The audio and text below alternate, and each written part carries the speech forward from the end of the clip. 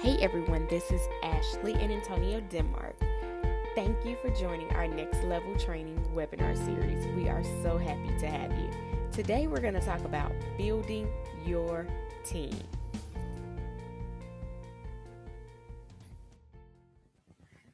All right. Welcome to today's Next Level webinar series. I want to welcome everyone for joining and kind of tell you a little bit exactly how and why we started the webinar.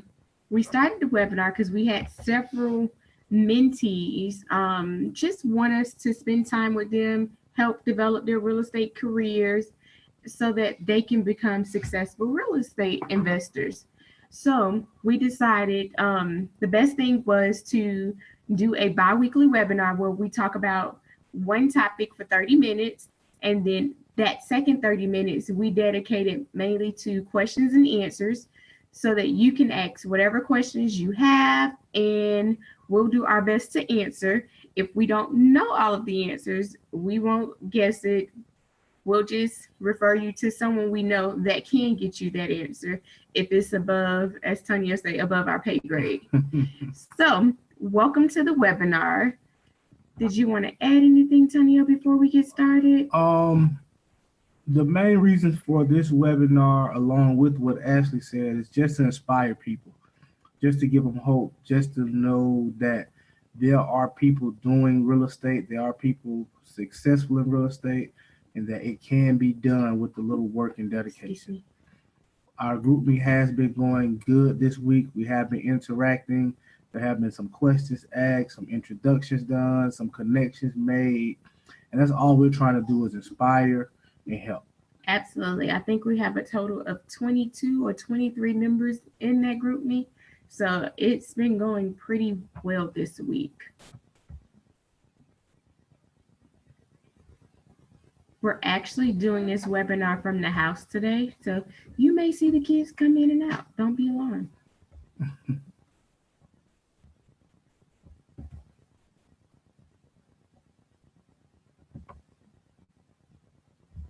All right, so today's topic is on building your team. The importance of building a team. We're going to talk about the importance of building a team. We're going to talk about how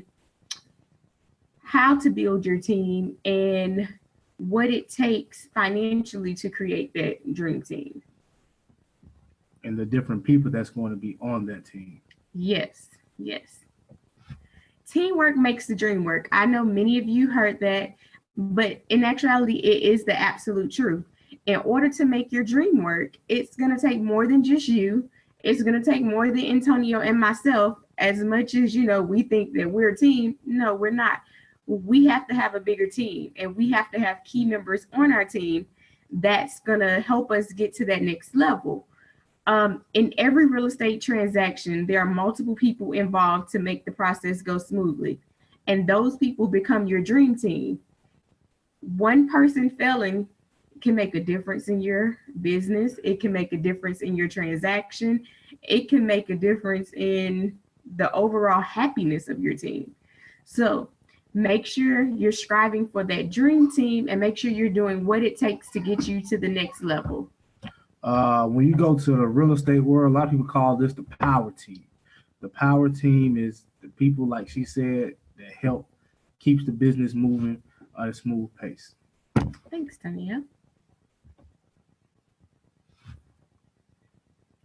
How many people should I have on my team? How big do you envision your team? It all depends on your dream. Some people have small dreams, some people have big dreams. The bigger your dream, the more people that you're going to need on your power team, the more networking you're going to have to do, the more people that's going to have to be in line with your vision. And that's one of the key things about having a team is making sure that they understand your vision. Yes, make sure that make sure you know what your vision is. And I say that because your vision changes all the time. As you learn more things and you take on different tasks, your dream starts to expand and your vision starts to expand. So constantly talk to your team, let them know what the plans are, what the future holds, what your dreams are, where do you see yourself as an organization. And in the meantime, well, And I'm saying organization because that's actually the next topic. Create an organization chart. That chart can be a flow chart, it can be a spreadsheet, whatever you need to visually see how your dream should be. How your team should be. Break it out. If you don't have those members right now, it's okay. Put yourself in there. I'm going to show you an example of our organization chart. And for the members that we don't have as of right now, you'll see Antonio Ashley, Antonio Ashley, Antonio Ashley. But we know what those spots are. And we know that when it's time to go to the next level, we can just take our name out and put that person in that spot. It's quite a few positions that we have, and every day we kind of don't think about it, but in the big picture, to get to where we want to be, to create that business that we want that lasts for over 100 years, not something that's a 2-year, 1-year wonder. It's going to take more people, it's going to take a big vision, and it's going to take a lot of things and a lot of people as far as putting it together. Basically, you have two teams. Think of a day-to-day operations team and an external team. And we're going to give you examples of both. Yes. Here is an example of our org chart.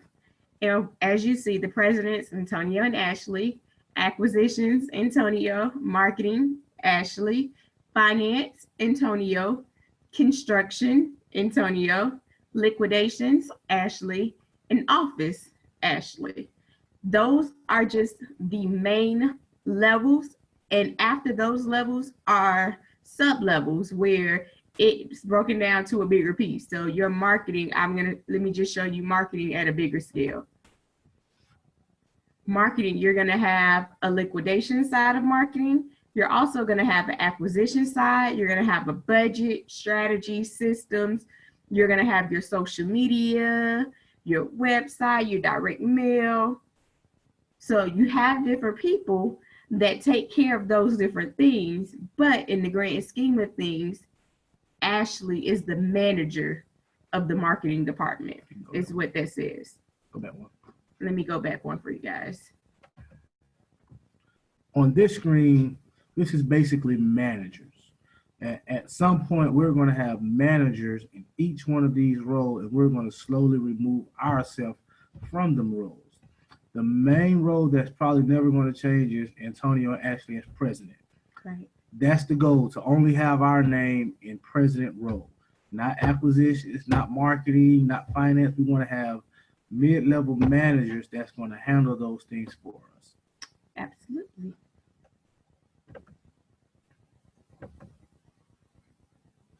External members of the dream team. So your external members are just as essential as your day-to-day staff. They help you with making the deal go through, make sure that things are done in a timely manner and that they're accurate. Some external members are a realtor. Key. Very important person to have on your dream team, especially if you're if you're doing real estate. You need a realtor. A realtor is going to let you, unless you're a realtor yourself, but a realtor is going to give you the opportunity to look at houses, put in offers that are on the MLS, and they're actually going to be able to give you comps, which is very important. You need to know comps so that you can make accurate offers, and a realtor will actually help you with that. One of the biggest roles to fill is contractors. That's one of the biggest things to fill, because contractors play in the world they own. They really don't abide by rules. They have their own set of rules they play with, and it's tough to find a contractor that's going to follow your vision, see your dreams, and stay within your price point. Now, you can get anybody and they'll charge you anything, but in order to have a successful business, there has to be numbers involved. And you have to find that right contractor that's going to have the right numbers that's going to allow you to succeed. Right now, we have one main contractor, but for our vision, we need more. So I've been hiring other general contractors and trying to find at least one or two more that can help with the load that we see coming in the near future. as of right now, we haven't been successful. Antonio actually fired a contract. He actually fired one last week. Yeah, I fired two. Hired another one, and then he fired another one today on the same house. So, yeah, contractors are tough. And because sometimes they lose sight and they move on to the next task when this task is still at hand. And as a real estate investor, you have an 8-week span to finish that project. Sometimes you have a 3-week span. So if you have that span, you need your contractors to have their team and to be on it so that you're not paying extra money to your private money lenders. You're not paying extra money to your hard money lenders. You want your team to be on it so that you can move on to the next property. And as you move on to the next property, they move on with you so that they continuously have a job and they can continuously pay their team. So sometimes we don't have that success when it comes to contractors, but I'm so grateful that we have had a contractor that actually taught Tonio from the beginning, and he's still with us now. He's a general contractor, so I'm so grateful for him and his team. And I just wish our would be just like it. Just wish we can mold him. For the people that's on the phone who can't see the people that we have listed, I'm gonna read through them.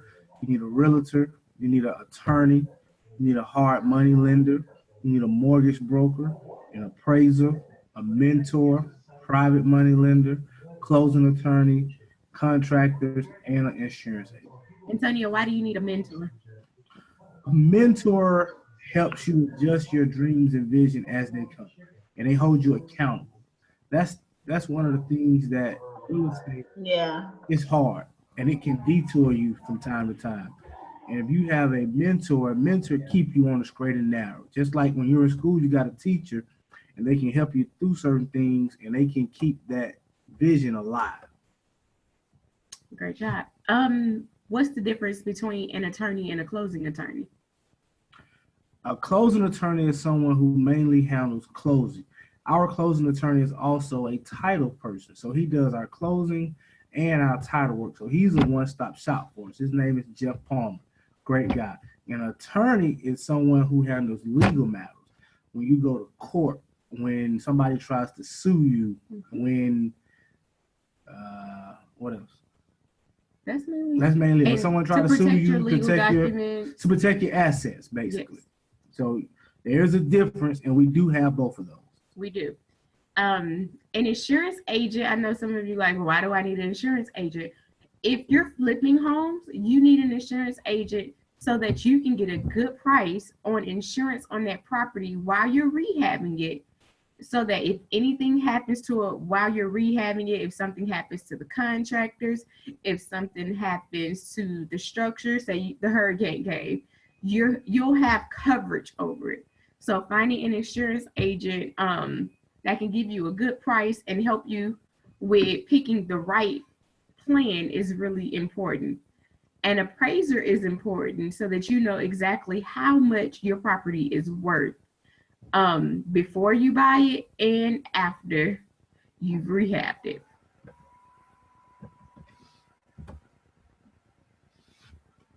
Most important members on the team. To get first. These are the first. These are the first people to get on your team. And It could change for you. This is just our opinions. This is how we built our team. The first person is an assistant, because in real estate, there's so many moving parts. You need someone to help you keep up with the day-to-day operations, to answer the phones, to send out postcards, to send out mailings, to do everything that doesn't take up your time.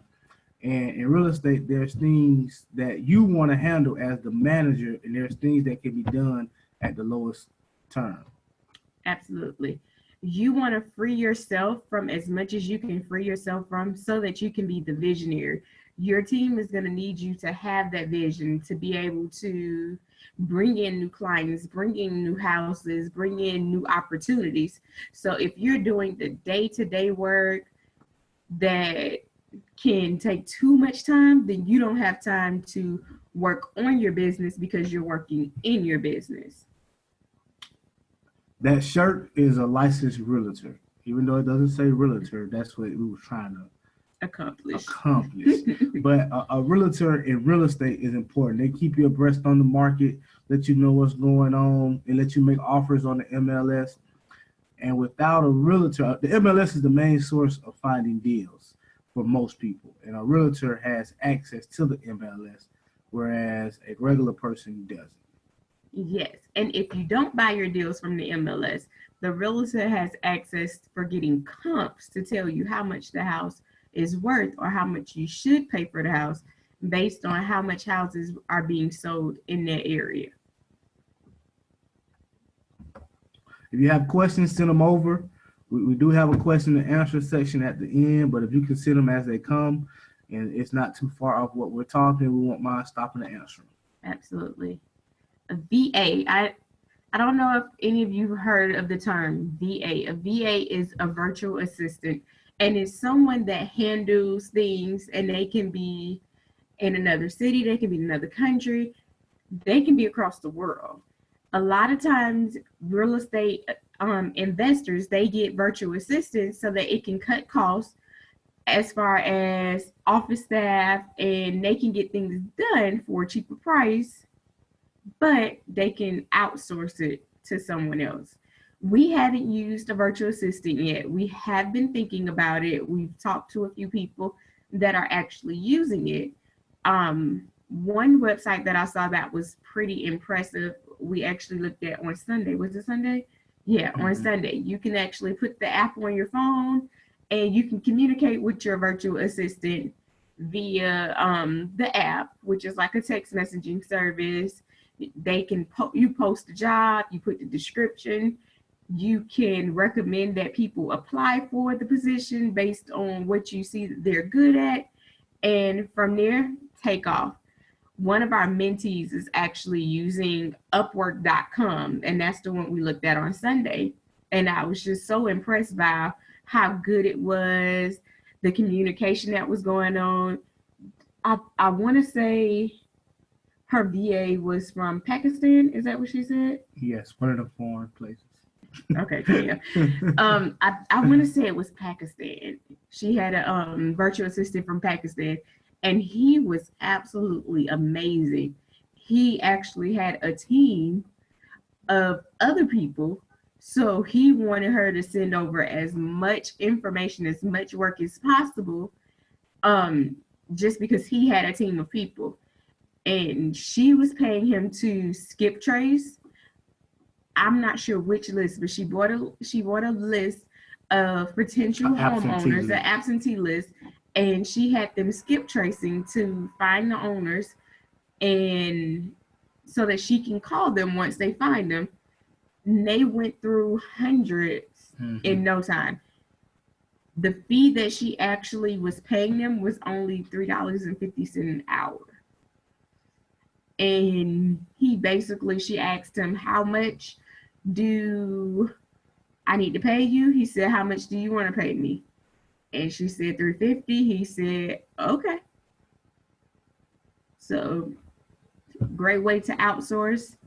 Fiverr.com is a good place where you can find virtual assistants. You can find graphic arts designers. You can find website builders. You want your logo done. You can outsource a lot of things through Fiverr.com.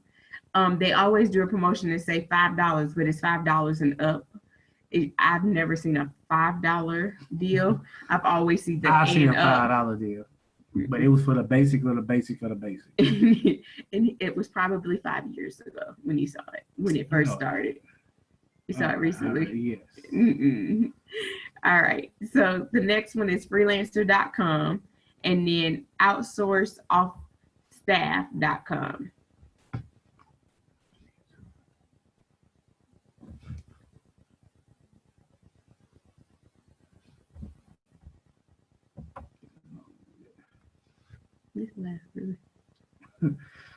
Picking the right team members. Post clear job descriptions. That's very important. You have to be able to communicate and tell what you want, how you want it, when you want it. If there's any gray areas, you have to eliminate it. That's big. That's important. with our team, and let me say this, we ain't had no $1 million team for 5 years. We're building our team as we go, and we're constantly working on these things. And these are areas that we've had problems with that if you listen, you can avoid them. Communication. For us, we find it important to make them tell us back what they heard. Sometimes you can say one thing, but they don't hear it the way you said it. So make them say back what you said so that you guys are on the same page. Yeah, you'll find out that that can easily be messed up really quick. And it's like, oh, well, I heard this. And it's kind of, you hear what you, not really what you want to hear. It kind of depends on what you're going through at that moment, determines how you take things, how you read things. Even reading something in black and white, you can read it a different way depending on your situation at And that your moment. emotions. And your emotions. So post clear job descriptions. Make sure when you're talking to the team member, when you're interviewing them, that you ask them, so tell me, what does this job consist of? What do you think this job consists of? To kind of get their feedback to see if what you put on there is what they read and what they interpreted. The interview process is very important. I've heard from some that they make the interview process super long. I just kind of ask behavior questions. I want to know how they respond to different situations, and that kind of, in my opinion, it determines their character, and I can find out from there if they're a good fit on the team. I always do this selling technique with my people. I'll have 2 bottles of lotion, and I'll tell them one is like really small, but it's so cute and it smells good. And the other one is big, but it just smells like cocoa butter, but you get more. And I'll just have them like, okay, you have to sell these 2 bottles of lotion. So pitch it to me. And they're like, in the middle of the interview? Yes. I want to know if you can speak well. I want to know if you can talk.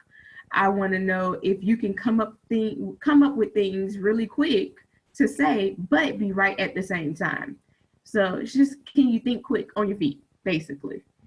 That's kind of what I do. I've had some phenomenal jingles is what it ended up sounding like. But yeah, that's a great thing that I try to do. Okay.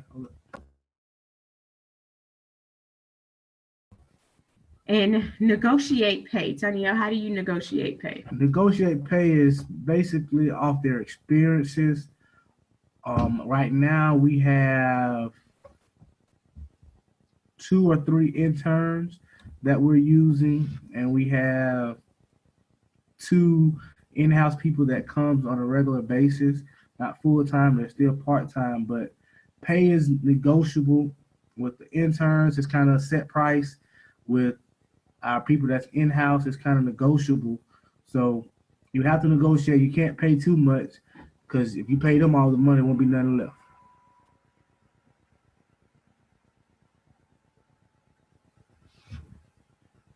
Sierra Carroll, I think that's a great technique, especially when it comes to assistants, as they'll be the ones to represent you in most cases and promote professionalism, in my opinion. Thanks, see.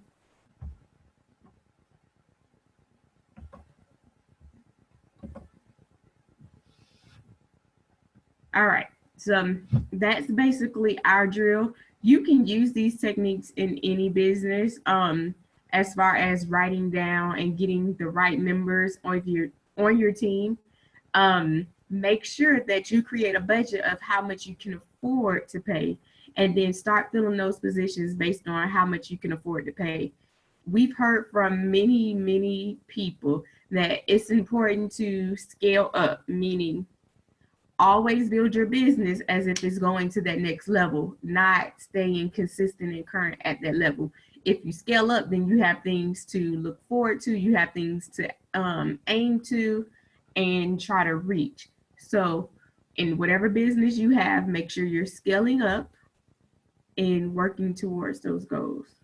In total transparency, our goal for the year was to buy 10 houses, and we have our 10th house under contract.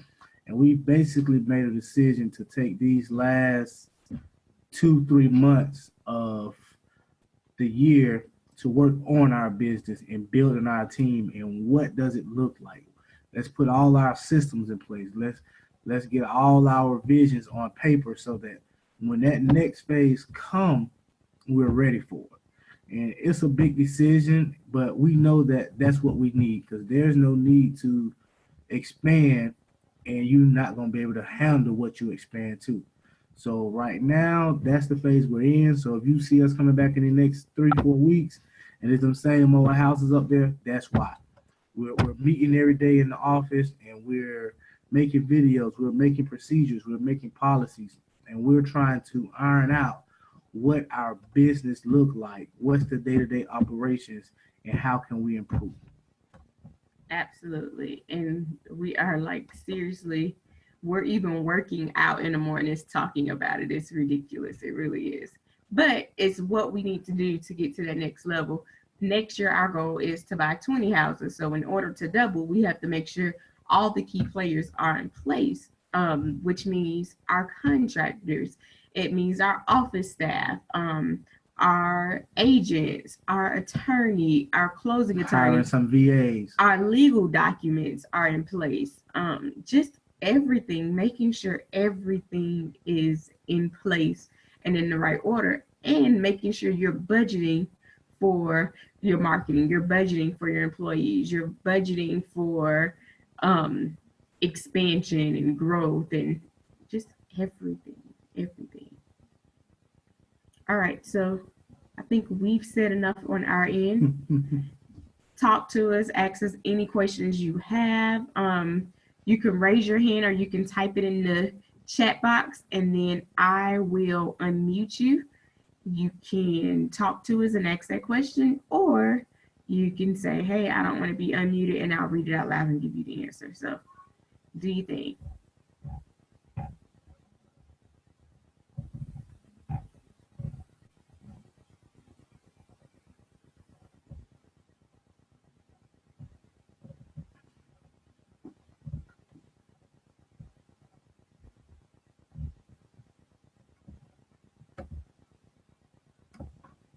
I'm trying to see if I can make it bigger.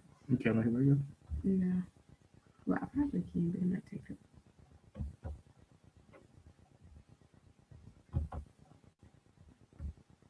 Sierra raised her hand.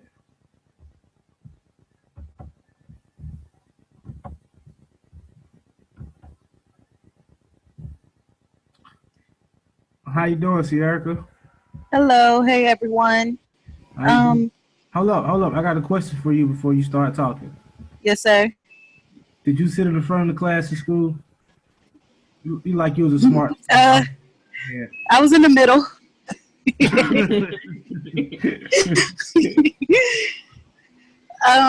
My question is, as far as the virtual assistants, did you guys ask the question with the guys that you spoke with as far as running? Oh, sorry, I'm on a bus.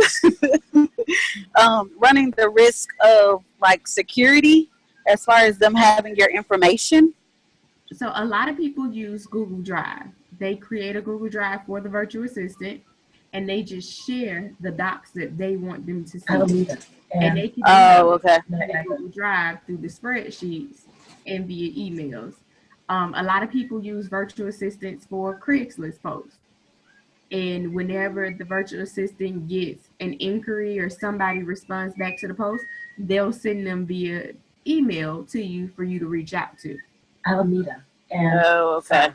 Okay, because that would be my main concern as far as safety and security. You know what I mean?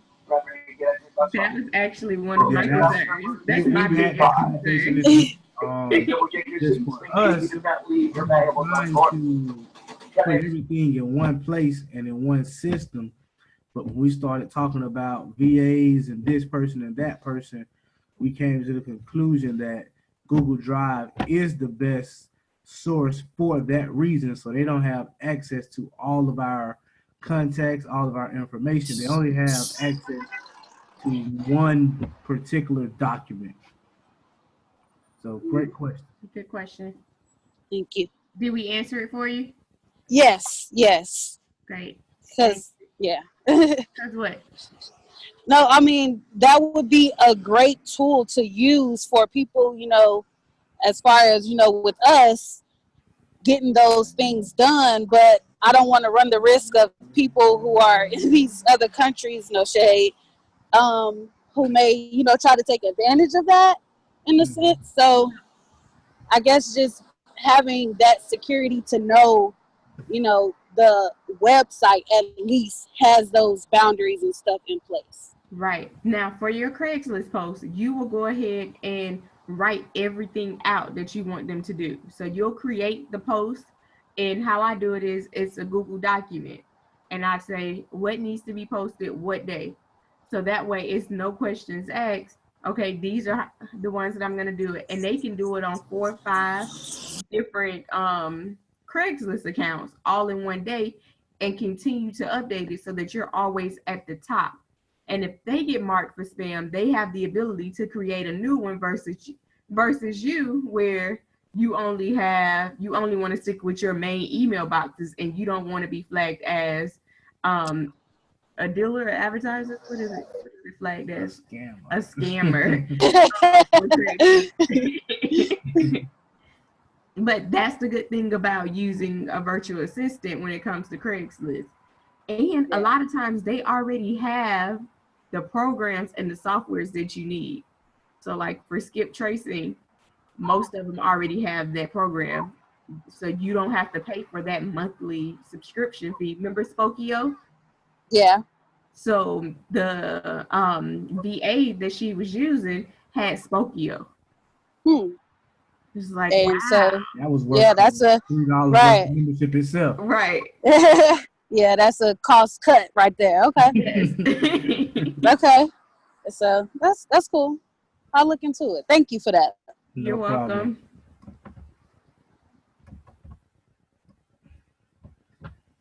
welcome. I seen one question come in. I'm gonna answer this real quick. This is a open question and answer. It's not topic driven. Anything you have, shoot it to us. Anything you think that'll be helpful, say it out loud. All right, Tashambe wrote. Tashambe, I'm gonna unmute you, and you can actually do it. You can actually say it yourself. If I can ever get those words out. If you don't want it to be unmuted, you can just mute that.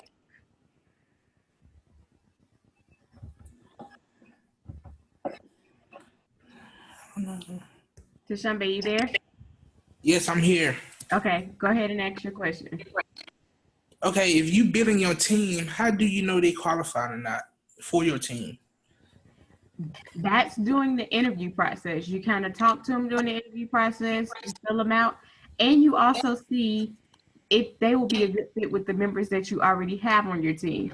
So those behavioral questions that I was saying during the interview process, you'll ask those questions to see how do they respond to situations, what are their reactions. You can see if they anger quickly. You can see if they're very timid. You can see a lot of different things just for asking behavior questions in an interview. So if you hire them, do you put them through a test or anything else? No, we don't put them through a test. Well, we did hear. What Ashley told me was one podcast she was listening that when you're hiring, you want to hire in pairs so that you can choose the best person. So that's one thing to consider when you're hiring somebody and putting them through tests and things of that nature. Yeah, so what I heard was that you would hire them in pairs, and you would basically, for one, they get to be together as a team, so they get to talk to each other. They get to learn together. You tell them your vision together so that you don't have to do the vision twice and say it multiple times. And you kind of determine who's the best person versus just getting one person and then that person not being good and you having to let them go and then rehire.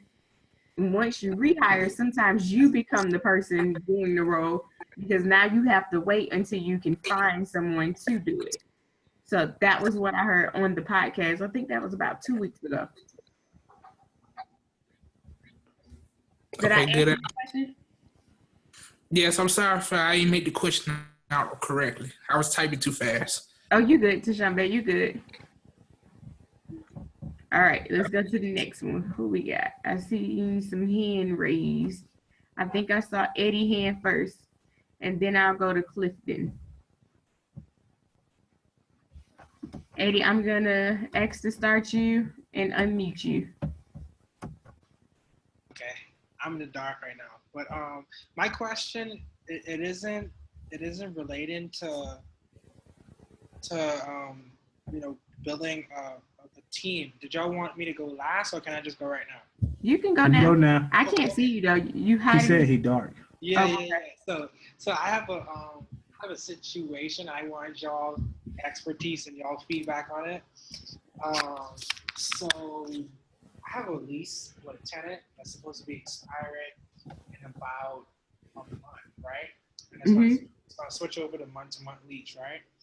And the original tenant that I signed the lease with, like who met all the criteria and like the background check and stuff, it seemed like she left, and I guess her sister moved in, and then like tonight, that's why I was late for the call, because a U-Haul just pulled up, and like it seemed like they moving someone else into the unit.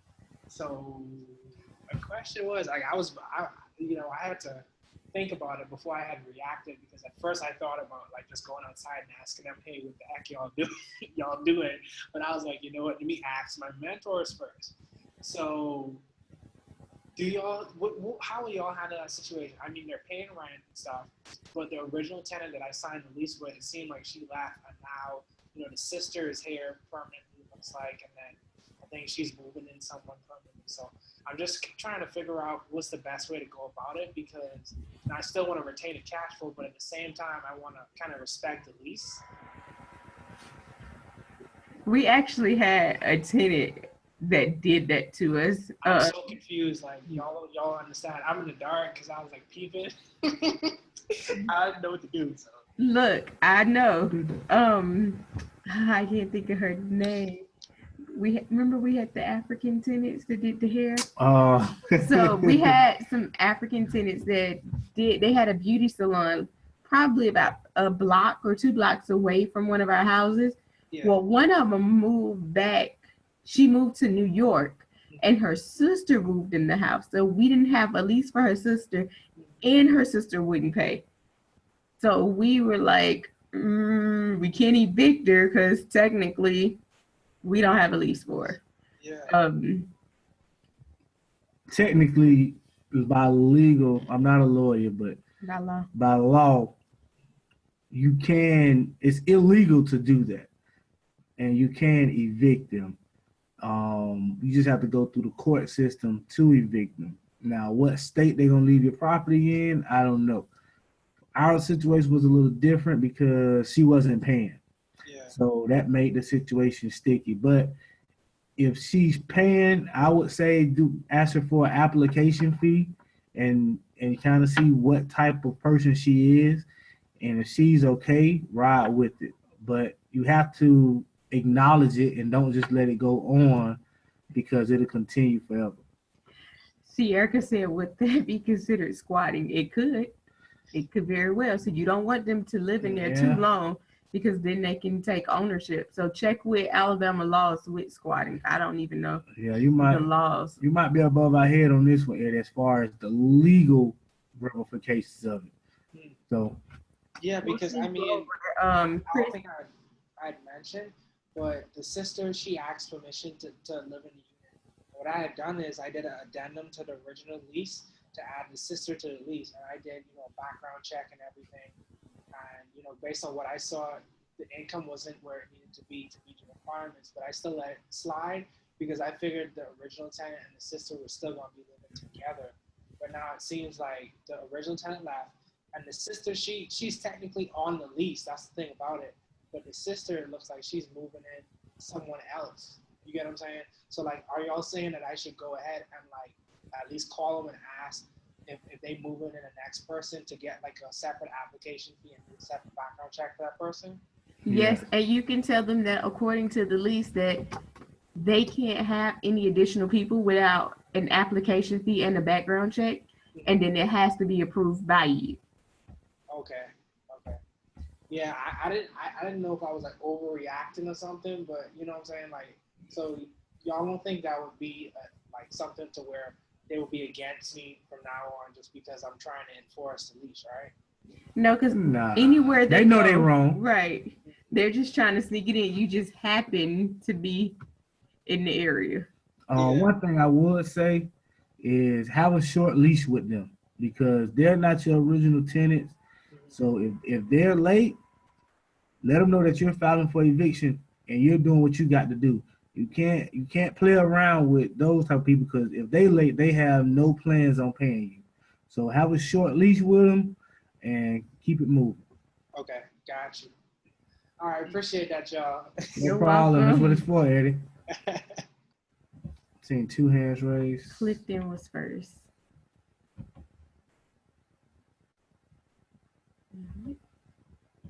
Sorry. I'm coming to you, Clifton. All right, I'm in the car right now, so you had to bear with me. There you go. Oh, where did you go? All right, can you hear me? I can hear you. Talk to me. Okay. All right. A couple of questions. When you say y'all have a team and you pick them by two, does that count for like contractors, lawyers, the whole list that you had that was on the screen? Y'all pick, get a couple of them and then just, I guess, pick the best out of those two. So actually, I heard that on a podcast a few weeks ago. That's where I got that from. But yes, you can pick your contractors by two because at that point they know, especially if you have two properties going at the same time, they know that they're competing for that number one spot. We did do that. We did that for a Huey townhouse we had and our a Centerpoint house we had back in March. And the Centerpoint house contractor is the one that lasted. The Huey town one, he got fired then. Okay. He got fired and his subcontractor got hired. For 1.5 miles. Okay. With attorneys, you can kind of use that for anything you do, to be honest, because you want to pick the right people on your staff. And the first person you meet might not be the best for you. I know we've had different real estate agents. We met different real estate agents, and it wasn't until we met this last one that we actually completely gelled. Not saying we didn't have working relationship with the other ones, but with this one, we gel very well together. Yeah, with the other ones, some wouldn't want to send lowball offers. Some would have different opinions in what we were doing. Couldn't get in contact with some of them. Couldn't do a wholesale deal with it. They didn't believe in wholesales. If you got something off the MLS, didn't want to pull comps. It's a continuous search for the right people. Yeah. Okay. All right. Next question is pertaining to the leasing law. I guess the rental laws and tenant laws, landlord laws in Alabama. What's the standard amount of time I have to evict a tenant if they're renting? If they're late, let's just say the payment's due on the 15th. They haven't paid me on the 15th. How long do I have before I can evict them? Tell you from my knowledge and from my evictions, normally how it works. Normally you send them for late payment because there's different evictions for different situations. But for non-payment, normally it's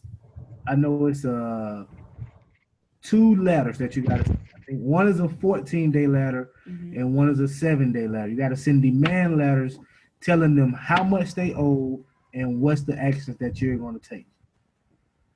Now, is that the right to cure? Yeah. Yes. So you have to send them letters letting them know that they are delinquent and that you are going to take action. Now, once you do that, you got to go to the courthouse and you got to file paperwork, and then the courts are going to tell them, hey, you guys are delinquent. You need to set a court date or get out. A lot of times that paperwork scares them, but I have had one tenant that actually accepted the challenge, and went to court and drew it all the way out, All the way out. all the Yeah. way till they couldn't come on no more. And if they Yeah. fight it and draw all the way out, it can be a 6-7 month process of no rent. Okay. If you Cause didn't do those letters in time. yeah, I'm going through that now. I've been putting that letter on his door. That's been scaring him to pay me, and I'm just, I was just worried about what if I really have to go through that whole process. Yeah. But Send one advice I can give you is send your letter certified mail. When you go to court, okay. one of the things that they're going to want to know is, hey, did you provide them with letters? And by sending it certified mail, that shows your attempt to notify them. And that they actually Okay. received it. Because if they signed for the mail, then you can't say you didn't receive this letter because I have a card stating you did. Yeah. So if you're gonna Okay. send notices like that, certified mail. Well, I did that one time. He didn't sign for it, so Came right back to I you. think I sent twice. I sent two of them. I sent one of them. I sent the same letter certified, and the other one just standard mail. So what I've been doing lately is taping it to the door. I take a picture of it. I take a picture of it with the address of the door. I mean, address of the house, and then I send it to him. I send that picture to a text to him, and you know how you can see the read letter. I mean, the read notification. I look on my phone and I can see that he saw that picture, and lately that's been making him pay me. Okay. But I don't know if that's gonna hold up in court. It may or may not. If I have to go through that drawn out process. Do you have his email address? Yeah, I do. I have one of them. I never used it, so I don't know if he still uses it or not. Gotcha. Because you can do a read receipt on an email, and that way it's officially in writing. Because with a text message, they can say, "Oh, you just named somebody that name that really wasn't me." Oh, You okay, put yeah. that as somebody. But if it's their email address, you will get an email back from them saying that they read that email. Okay. And if you send it through MailChimp will tell you if they opened it and how many times they looked at it. What's MailChimp? I think I heard y'all say something about it, but I never. It's like the second time I really heard y'all say something about that. We use MailChimp for email marketing. So to send out email blasts, we use MailChimp, and MailChimp sends you a report, or you can go to the report and see how many of your subscribers actually read it, how many times they looked at it, if they clicked your link, whatever they did to it. MailChimp gives you a report letting you know the status of that email, and if they looked at it, if they went to your link, everything. Okay. All right, I'll check that out. All right, last question. Okay. I seen something about I just purchased this other property. Well, I'm like I said in the text, this tax property, the apartment building, and I sent the quote off, and they sent me a receipt saying that we accepted your payment. You got 3 weeks before the owner may try to redeem it. If they don't redeem it in the 3 weeks, we'll send you I think it's a tax deed, because that property it was like I said, it was delinquent since 2008. Now I seen where you said something about because you all didn't evict, that you all had to you're going to court now, something like that. Yes, sir. So basically, I'm not a lawyer. I can repeat what was said to me. Basically, if you don't, even if the property is vacant, if you don't give proper notice of eviction, then you are trespassing, even if you have the deed, because I wish I can tell you the exact terms, but both of you guys have possession to the house, the original owner and you. And until you take possession by evicting them and putting notices and having paperwork, you are considered a trespasser. Now there is something called an adverse possession, and you're an adverse possessor up until I think a year. But if they file for a judgment on you, you'll be considered trespassing. So do the proper thing, even if it's vacant. Send them some notices and at least attempt to let them know that you are taking possession of the property. Yeah. And if they have any, Certified letter, something like that. definitely a certified letter. Yeah, just like it's an eviction process. Send a certified letter, and if it's coming back, you just gotta just follow that process. And so go ahead. No, go ahead. If they take pictures of the property when you go in and keep them in your record so that if something ever comes up, you can show the state of the property, you can show your improvements, and when it's time for them to reimburse you for your preservation improvements, there's no gray area on what the property was and what it is now. Yeah. So take of everything. Okay. Now I'm understanding. I'm just now understanding this process of eviction. I've been down on the courthouse and 4th floor, and they was telling me, that I think it's 277, 276 to get the sheriff and all that. But this particular owner, he or she lives out of state, I think. So how would I serve that eviction notice? You won't have to go through it's called a setup, I believe. You won't have to have the sheriff set them out, because once you file for the paperwork in the court to evict them, they're going to send notices and you're going to get a court date.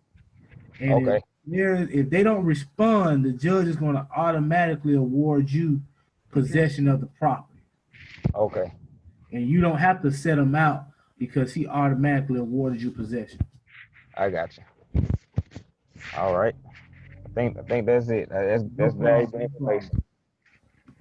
Good. I'm glad we answered it. Let us know if you have any more. Okay.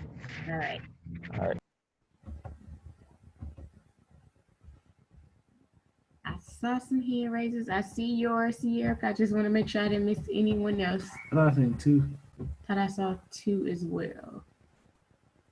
Sierra, I'm gonna unmute you.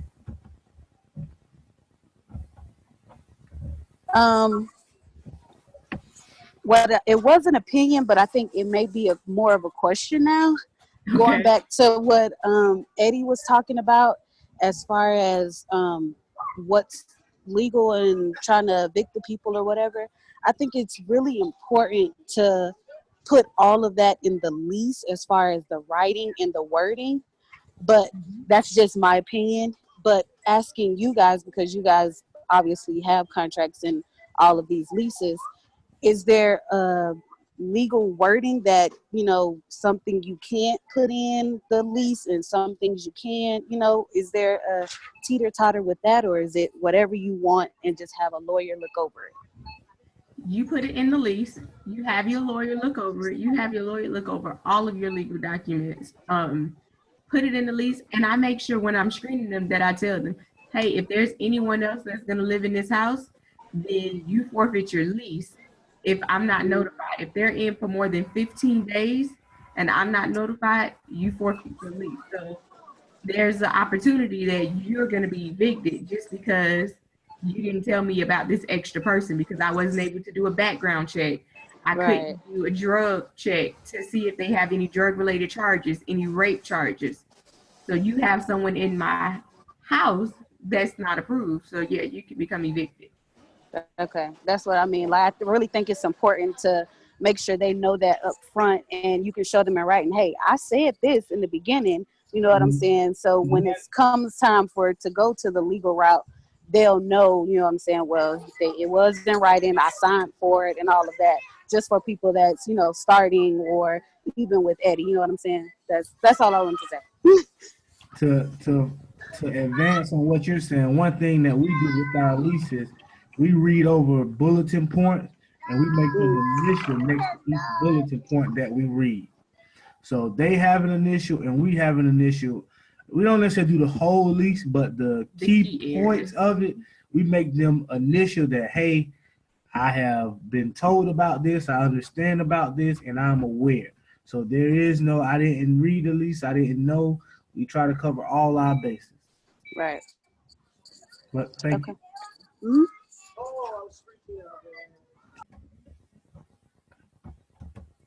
I think we got an open line right now. My hands are getting too fast. Any other questions, you guys?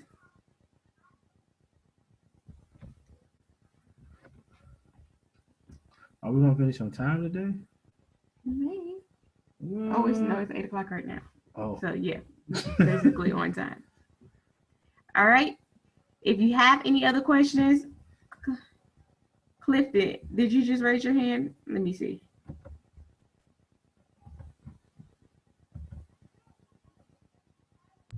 Yeah. Can you hear me? Raise your hand. Yes, I did. I'm Okay. still in the car. You- What was that? Something you told me about on one of your videos, the delinquent Fortress. When I tried to go to Fortress, I guess it seemed like the site was down or something like that. Is there a different way that I can find out or sign up with Fortress that you know of? I actually just went to the site yesterday or Wednesday. Tuesday. I just went to the site Tuesday because somebody was asking me about it, and I know it was up Tuesday. So You have a munchkin. He Okay. went to the site on Tuesday, so it was up on Tuesday. When did you go on? What's the date today? It might have been Monday or Tuesday. I can't really remember. I'll check again today. And I'll shoot you out. We'll shoot you out that. Tell me in the group me if you're able to get on. If not, we'll shoot you out the link for it. Okay. And the way I found out about you all is through Brian Tripp. So I'm going to a couple of his classes weekend. So is any of that information that I'm gonna find out on Fortress? Do you know if that's where I can like get the information from that class? I think that class is mainly on wholesaling. Okay. And Fortress is mainly on buying tax properties. Okay. So I don't know if Brian's gonna touch on tax properties at all. And I don't think Joe is gonna touch on it either. I know Joe touches on rental. I haven't been to the course, but I've talked to Brian about it. And I've heard him talk about it, and I don't remember. The reason why I asked because I didn't want to pay for it before I went to the class, and then I found out that I can get that same information at the class. You know, that's why I was asking. I wanted to try to wait to the class to see what all I was gonna get first, and then maybe purchase the Fortress. But you're saying that you don't think they're gonna even touch on that. This Fortress is a different animal than what Brian is teaching. It's mainly a software. Right. It's mainly a software that breaks down information and processes information for you at a high speed and a high rate compared to other things. Whereas Brian is he might touch on tax properties, but Fortress is going to help you execute tax properties and find tax properties and find owners of tax properties and how much is owed on the property. So they're two separate things. Fortress, that's the only thing I've ever heard of anything like Fortress is by Fortress. Just to be honest with you, like I've never heard no other tax software, nothing else of that nature. So if tax properties is what you're interested in, you got to get Fortress because that's gonna help you make some money. And you can wait until after the training. I don't see why that would be a problem. Where we end up finding Fortress from was from our local real estate investment club, which is AIA. I don't know if you've ever been there. No, I've never been there, but I think he was when I signed up for the group, I mean, for the class that he was saying that I would get a year's membership or something in that. I think Yeah. that's what he said. So with both of them, you get a year membership. You get a year membership if you sign up for AIA, and for Brian's, you do a year membership. AIA brings different speakers, and they sell different programs. Like they just had Larry Goins to come in last month. They've had this lady, and you'll hear us talk about her all the time. Her name is Stacy Rizzotti, and she basically teaches you how to build your system and to put it on Google Drive so that you can have it everywhere. Zach, what was Zach's last name? Childress. Zach Childress. He basically talks about wholesaling at a rapid rate, and gives you a 30-day plan to become a wholesaler or a co-wholesaler. So different groups bring different people. AIA brings different people that sells programs. So they're more so on the education as far as finding people that go to different national RIA groups, and they just bring them to Birmingham so that you can learn it. So whatever you do, buy the softwares, get the knowledge, grab as many nuggets as you can, listen to podcasts, go everywhere, meet everybody, so that you can, that's what helps your vision go to that next level, because you're putting little nuggets from out of everything to build your niche. Right. And that's what I like to do personally anyway, take a lift from everything, everybody, and just build my own. So I'm glad you said that, because I think the Wednesday before Brian's class, what's his name? The guy that's on TV. The Flip My Houses guy. What's his name? I don't know. Stan Merrill. Yeah, Stan. He's coming back to Birmingham, and I think I went to one of his the first time, and because he wasn't on a local level, I wasn't interested. And so when I saw that Brian was on a local level, that's what made me spend money with his class. But you recommended me still see what Stan has to offer also? I'm just gonna be honest with you. Fortune Builders changed our life, like thought process. That's what Stan's is called, Fortune Builders. Okay. Like a lot of people are like, oh no, don't spend that money. I would give Fortune Builders $50,000 today. Like, change my life, change my thought process, change systems, gave you systems, a network of people that hold you accountable. And honestly, it don't matter where you're investing, as long as you're doing deals. You can be living in Birmingham and investing in something in Florida.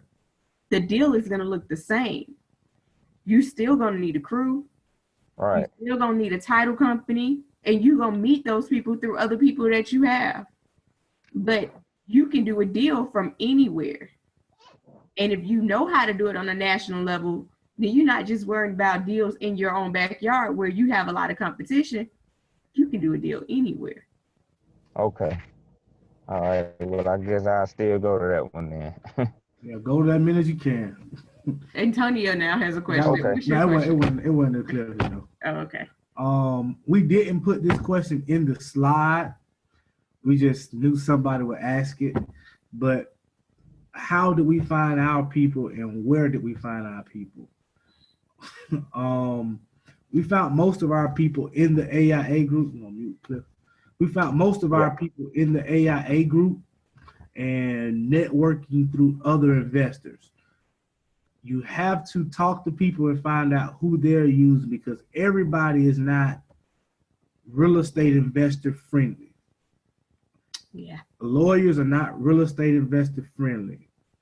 You just have to talk to people and find out who they're using. So everybody that we use mostly came through the group that we network with, or through a referral from somebody in the group. So go to your local real estate meetings. Most of y'all are in Birmingham. Go either, whether you're going to AIA, Alabama RIA, Meetup, wherever you're going, just network and meet people and ask them who are they using for certain things. What attorney are you using? What appraisal are you using? What realtor are you using? What hard money are you using? Ask these people these things, and it'll be a lot easier to build your team of people that understand real estate investors, because everybody don't understand us. That's true.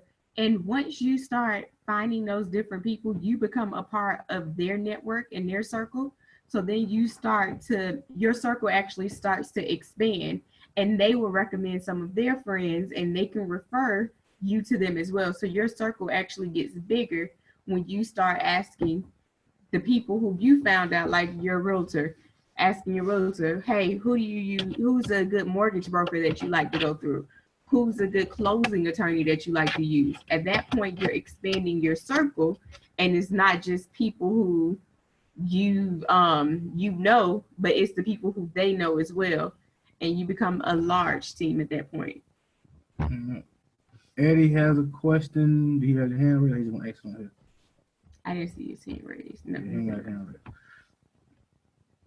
Quick question: if the original tenant moves out without a notice, how do you handle the security deposit? Keep it in my pocket. Well, Eddie, I think you have a sticky situation because you put the other tenant on. So technically, the other tenant will still get the security deposit because they're a part of that lease. Unless when they signed that second lease, it didn't have that security deposit in there. If it said 0, then the original tenant is the only one that can redeem it. But if it had that on that original contract, then they get it. Because you made an addendum to the original contract, you have to honor a security deposit. But if you did a whole new contract, you didn't have to honor it. So as of right now, you kind of have to honor the security deposit, in our opinion. Yeah. Any other questions? Oh my gosh, man. Oh my god. I just got on my computer. My phone died. Y'all were saying you have to honor the security deposit. Can you, I'm sorry, guys. Could y'all just give me a summary of what y'all said? Absolutely. All right. I'm sorry. Summary. Quick summary. Okay. Because you did an addendum to the original lease, in our opinion, you have to honor the security deposit. Okay.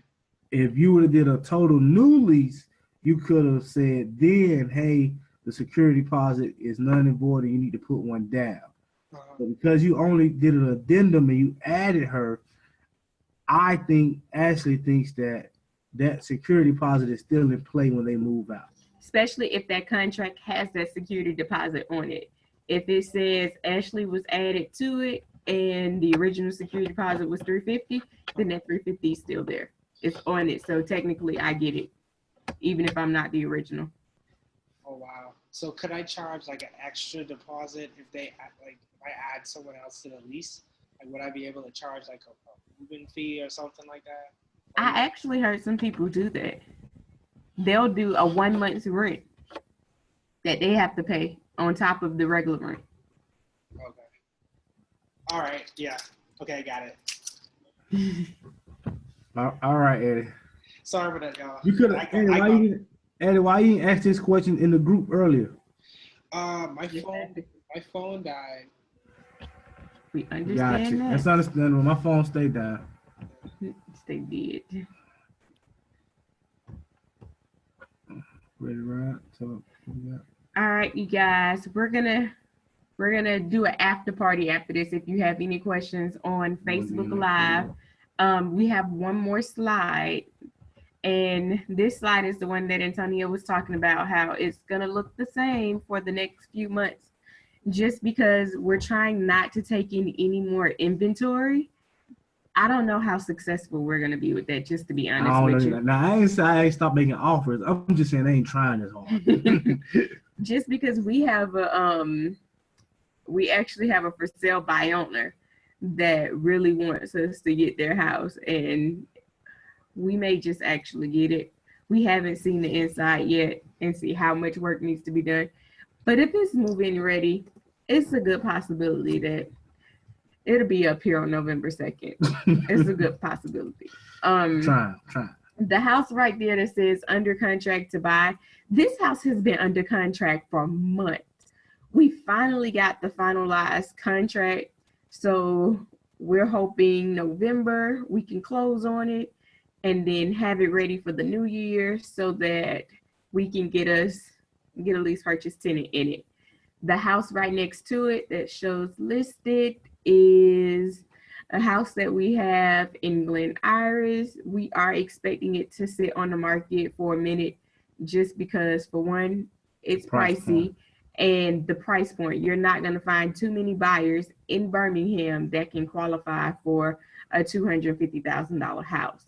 That's a certain type of buyer. It's not your normal person. And the school system in that area isn't great, so you're not going to find a normal family that wants it. It's somebody who, it could possibly be a doctor, somebody that wants to live near downtown is kind of what I'm thinking would be that person. You agree? I agree.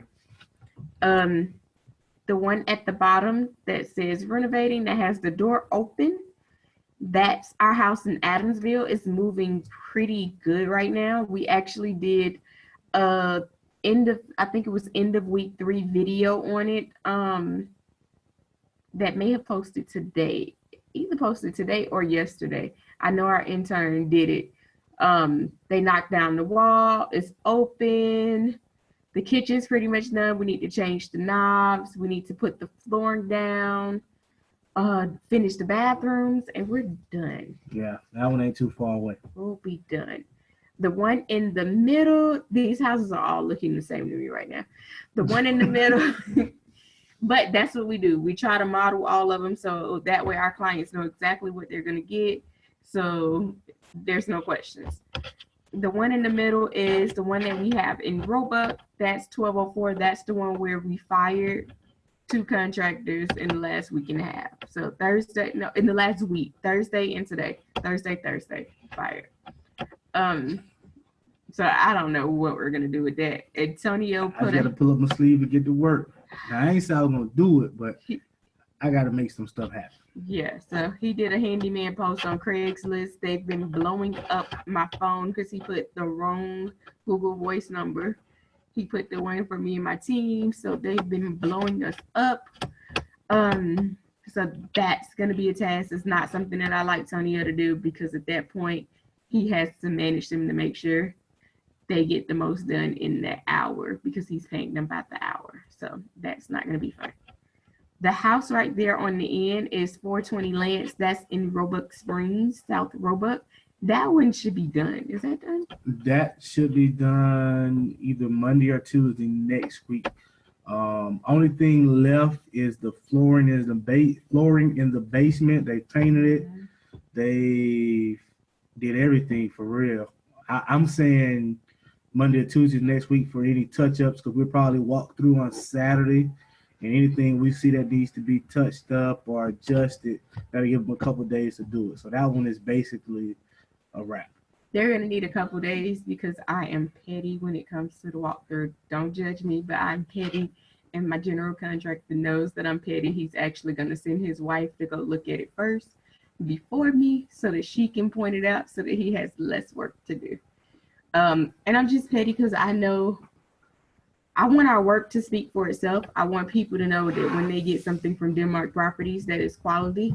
So I don't want obvious stuff that's an eyesore. Some things I look at, I can't help it. It's an eyesore to me. I can see everything. I really have an eye for it, unfortunately. That's basically it. We got 2 more houses that we have to contact about this week. The timing has always been bad, and we have a letter of intent out to another house that's in Centerpoint, which is down the street from a house that we're planning on selling, one of our lease purchases that should be finished, should be ready to purchase from the buyer in 2 months. One of these we're gonna go and put all our houses on there. Yeah, that's too many. I don't have time to do that. No, sir. All right. All right, so meet us in the after party. If you have any questions, thanks for attending. We're taking suggestions for next webinar, wherever it comes. We're taking suggestions for next webinar. We have a couple ideas that we have talked about, but we're taking suggestions. You think of anything, if you've seen some people on the power team that you think interest you, that you might want to ask some questions to, let us know. If you want to be added to the group me that we have, send us you can put it on here if you want, or you can text it to me and Ashley, or email it to me and Ashley, and we'll add you to the group me. It's just good entertainment, good communication, good networking. We got some people from Atlanta that just joined the group. So we're excited to have everybody in it, and we hope that we can add value to your life. Yes. And we're not the type of people that want anything from you. We just want you to help somebody else when that time's come. Absolutely. So see you guys on November 2nd. Love you guys. Have a great one. Bye. Bye-bye. See you next time. We hope this week's webinar series on building your team was very informative. If you have any questions, please feel free to email us at D as in dog, P as in Paul, homebuyer@gmail.com. That's dphomebuyer@gmail.com. You can also find us on Facebook under Denmark Properties, on YouTube, Denmark Properties LLC, Instagram, Denmark Property _flippers, Twitter, DP Homebuyers, and on Snapchat, D Properties LLC. Can't wait to see you again on our Next Level live series, November 2nd, 2017. Thank you.